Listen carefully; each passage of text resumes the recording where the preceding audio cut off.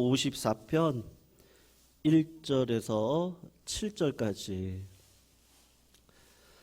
저도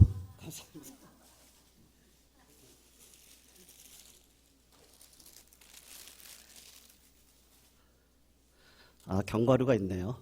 네. 1절에서 7절 우리 같이 교독으로 읽도록 하겠습니다.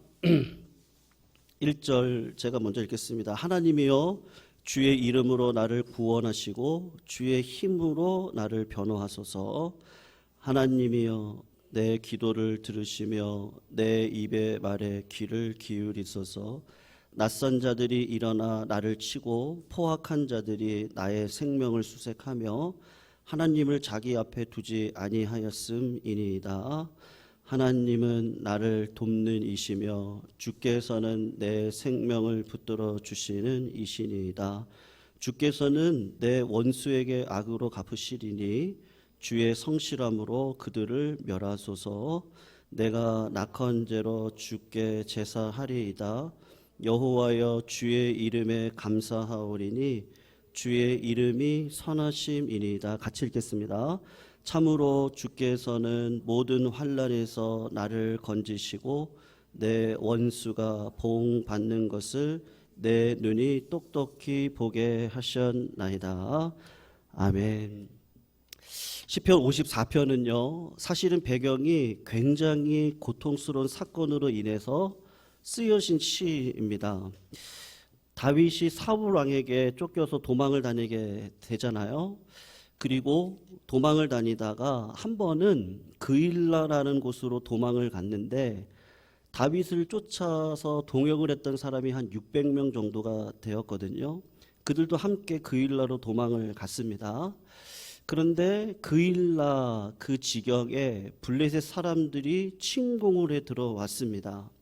그때 도망 다니는 신세이니까 사실은 나설 입장이 아닌데 그일라 사람들이 블레셋에 고통당하는 것을 도무지 보고 있을 수가 없어서 나서서 다윗이 블레셋과 싸우자고 이야기를 합니다. 그때 부하들이 다윗에게 이렇게 얘기를 했어요. 나 이해할 수가 없다. 지금 우리가 나가서 싸울 처지냐? 그래도 다윗의 마음에는 그 이웃을 사랑하는 마음이 있었습니다. 그일라 사람의 문제가 자기의 책임이라고 생각을 했는데 제가 이렇게 그분의 마음이 어떨까를 보니까 하나님이 세운 왕이 맞구나. 하나님이 세운 사람은 결국은 하나님의 마음이 있지 않겠습니까? 그래서 결국 다윗은 그일라를 위해서 블레셋과 싸우러 나가서 승리를 하게 됩니다. 그러다 보니까 다윗이 그일라의 위치에 있다라고 하는 것이 사울 왕에게 보고가 되었습니다. 그래서 사울 왕이 전 지파의 군사를 동원해서 그일라에 있는 다윗을 잡으려고 왔습니다. 그때 그일라 사람들이 혼란에 빠지게 되었는데 다윗이 고마운 사람이잖아요. 블레셋으로부터 자기를 구원해 줬습니다. 그런데 이제 사울 왕이 그일라 땅으로 와서 다윗을 잡으러 온 것입니다. 여러분, 다윗과 관련된 사람이라면 사울 왕이 무자비하게 죽이거든요. 대제사장이라도 다 죽였습니다. 그일라 사람들이 어떻게 해야 돼요? 보호해 줘야 됩니까? 아니면 다윗을 사울 왕에게 넘겨야 되겠습니까? 결과는 뭐냐면 그일라 사람들이 다윗을 사울 왕에게 내주기로 결정을 합니다. 이런 배신이 어디 있겠어요? 다윗이 그런 일을 겪으면서 얼마나 고통스러웠겠어요? 그런데 다윗이 그런 그일라 사람을 탓하거나 죽이지 않고 아니면 사울 왕과 싸우지 않고 그냥 도망을 갑니다. 다윗이 블레셋 사람과는 싸워서 승리했잖아요. 그러면 사울 왕과도 싸울 수 있고 그일라 사람들에게 찾아가서 어떻게 이렇게 할 수 있습니까? 그렇게 할 수도 있는데 그냥 혼자서 도망을 갑니다. 그런 점에서 다윗의 실제 삶을 보면 참 훌륭한 사람이다. 그런 생각을 합니다. 그래서 도망을 간 곳이 어디냐 하면 십광야라고 하는 곳으로 도망을 갔거든요. 거기에 살고 있는 사람들이 10부족인데 이 사람들의 지파가 어디냐면 다윗과 똑같은 지파인 유다 지파 사람들입니다.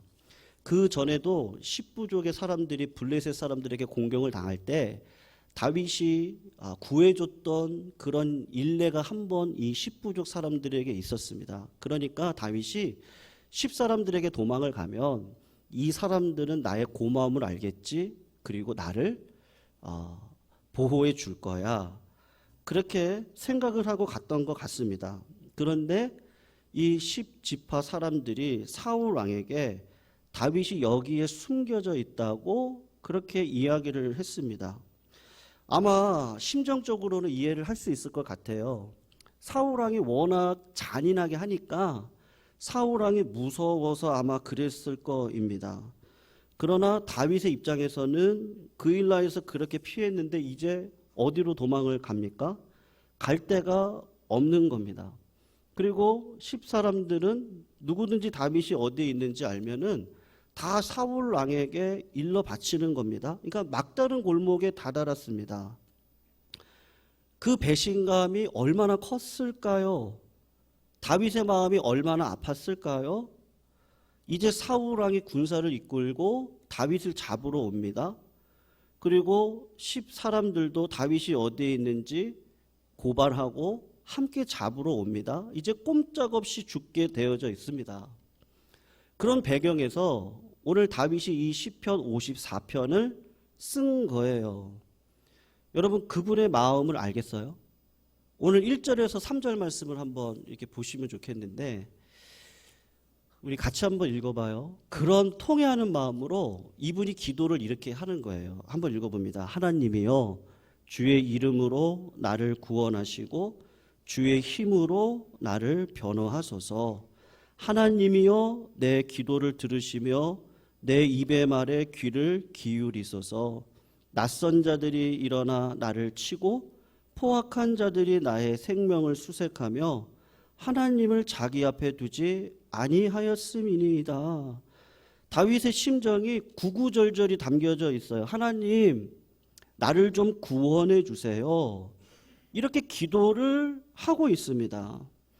그런데 객관적으로 제가요, 이런 처지라고 한다면 두려움이나 절망을 하나님 앞에 이렇게 기도했을 것 같아요.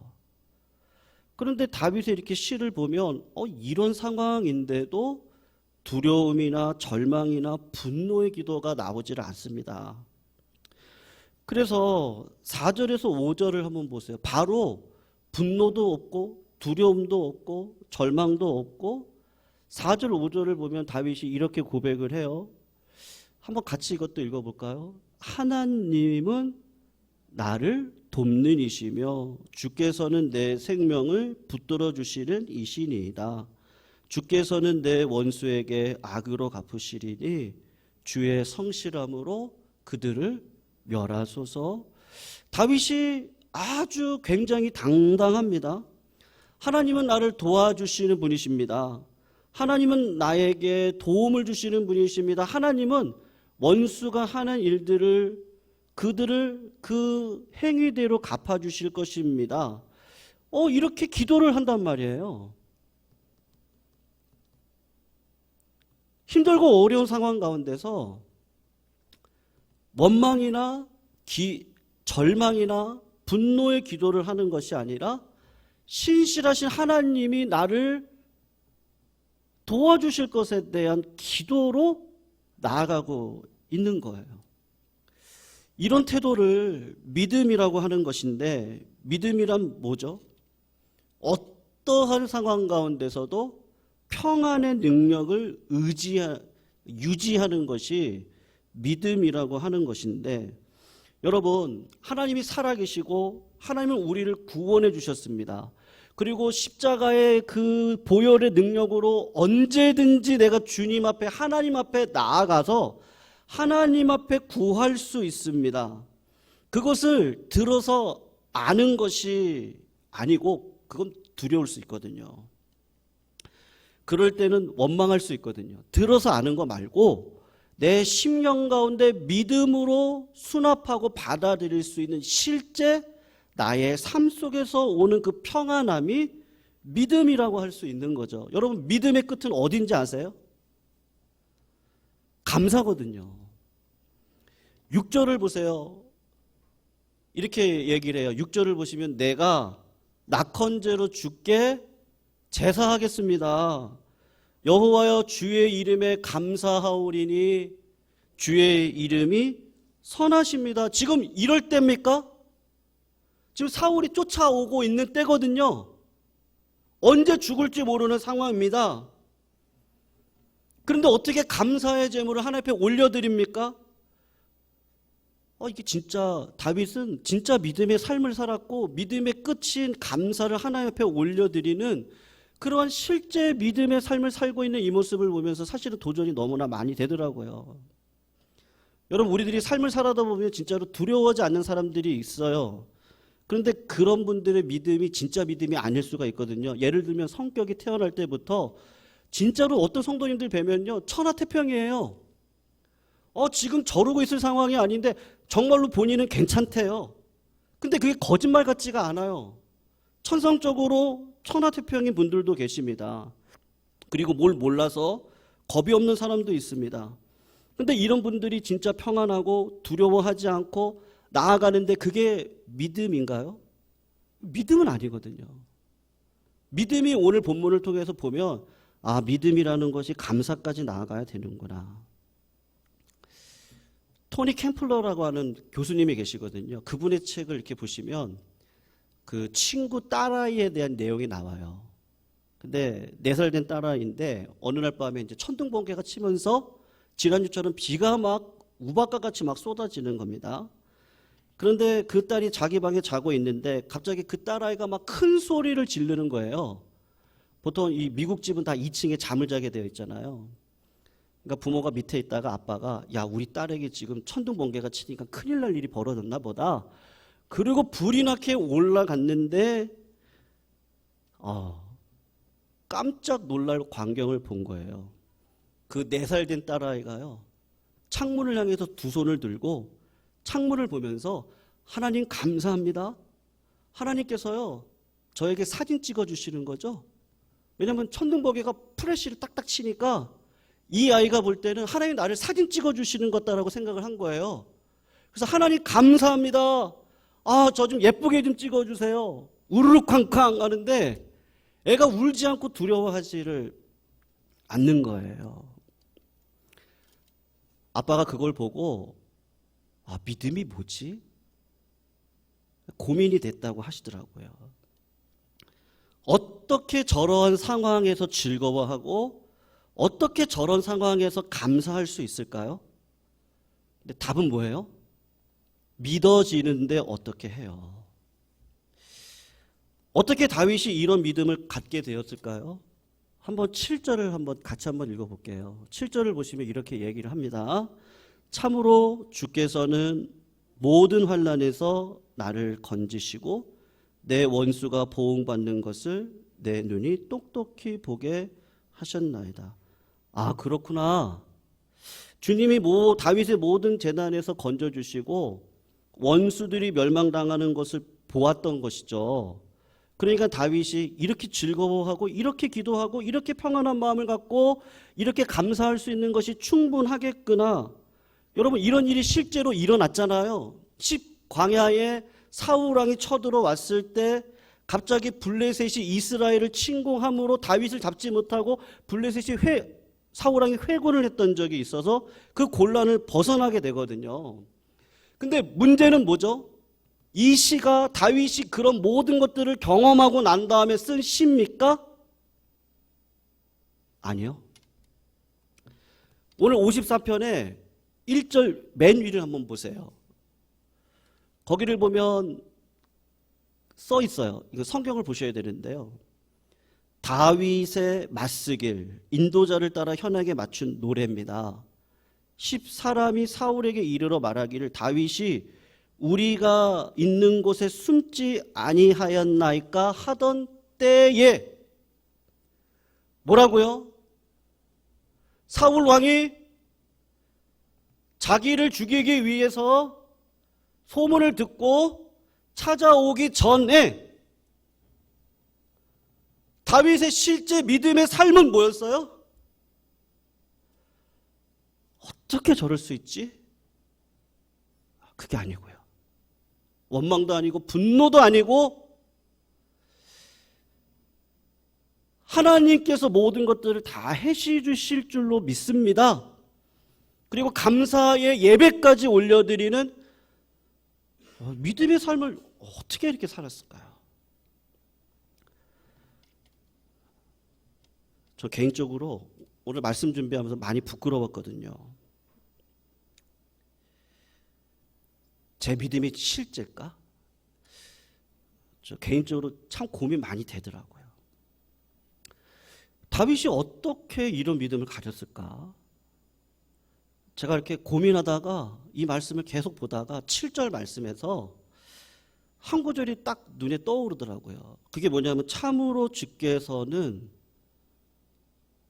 그 다음에 뭐라고 얘기해요? 환난에 대해서요? 모든 환난에서. 모든 환난에서 나를 건져주셨구나. 다윗이 지금 절체절명의 위기 가운데서 다윗이 묵상을 하는 겁니다. 지금까지 하나님이 나를 도와주셨던 옛날 일들을 생각해 봤던 거예요. 그동안 다윗이 어려운 일들이 한두 가지였겠어요? 그러나 돌아보니까 하나님께서 모든 재난에서 나를 다 건져주셨습니다. 그리고 자기 원수들이 다 전멸당하는 것을 지금까지 자기 눈으로 보았습니다. 그래서 생각한 게 뭐냐면 지금까지 내가 나를 도와주신 그 하나님을 보니까 오늘 나는 꼼짝할 수 없고 여기서 죽을 수밖에 없는 처지인데, 그런데 마음 가운데 어떤 마음이 오냐 하면 옛날에도 나를 지켜주셨던 그 하나님이 지금도 나를 지켜주시겠구나. 그게요, 믿어진 거예요. 여러분, 아무리 믿으려고 애를 써보세요. 됩니까? 저 안 되던데요. 하나님, 저 믿어요. 하나님, 저한테 두려운 마음 주지 마세요. 하나님, 저한테 긍정적인 마음을 주세요. 하나님, 제 입술을 막아주세요. 안 되던데요. 근데 제가 오늘 이 본문을 보면서 비밀이 있구나. 믿으려고 애를 쓰는 거하고 믿어지는 거에는 엄청난 차이가 있는데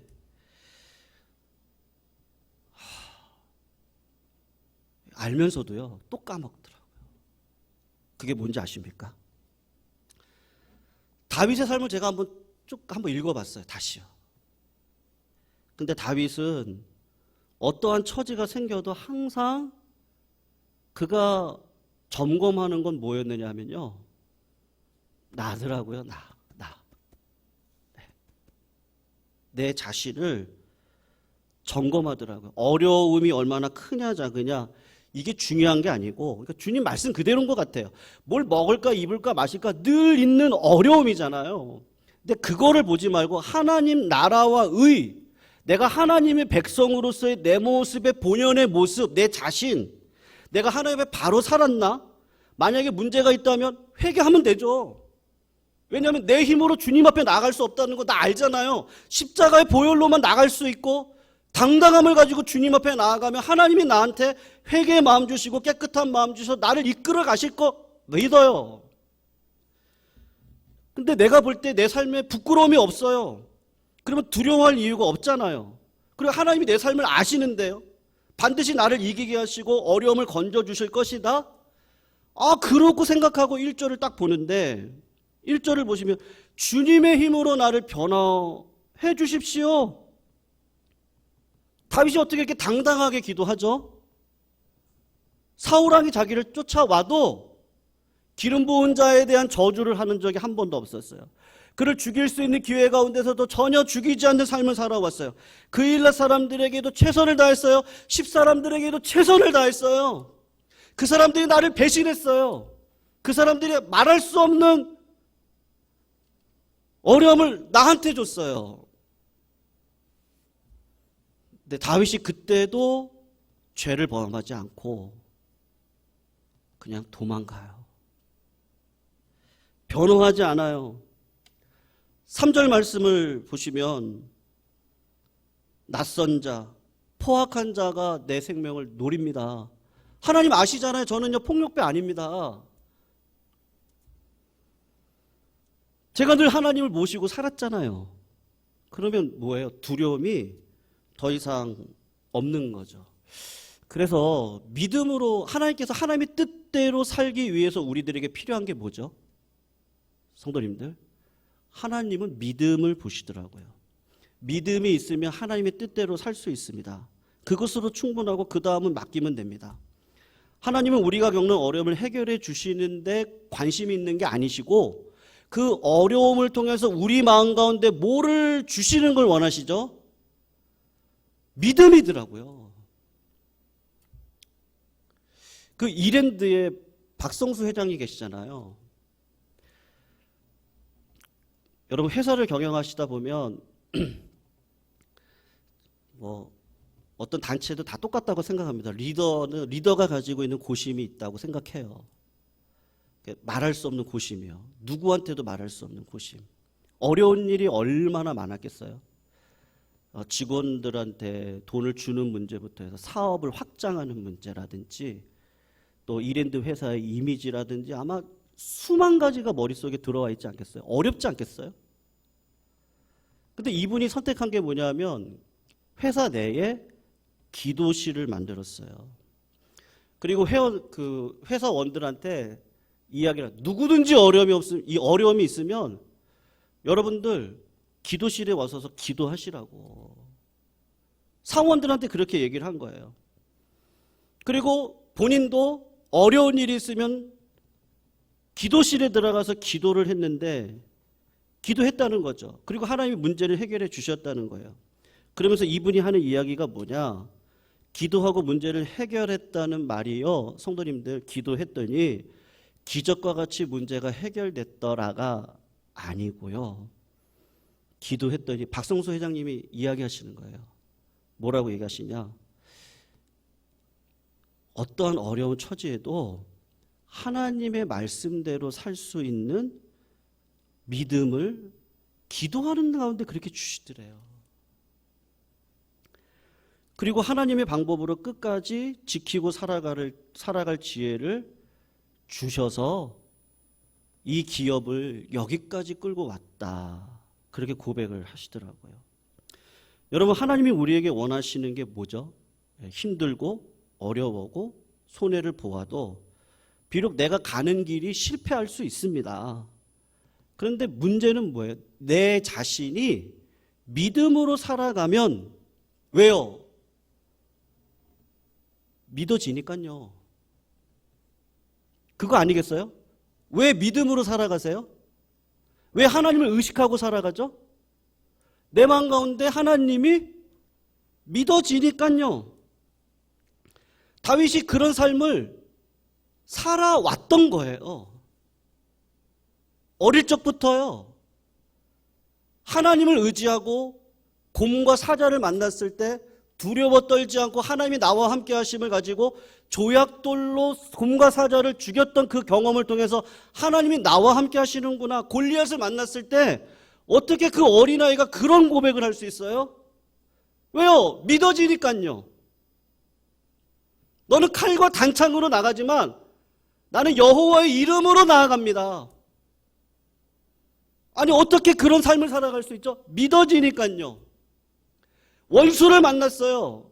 죽일 수 있는 기회가 있어요. 근데 안 죽여요. 왜요? 하나님이 믿어지니까요.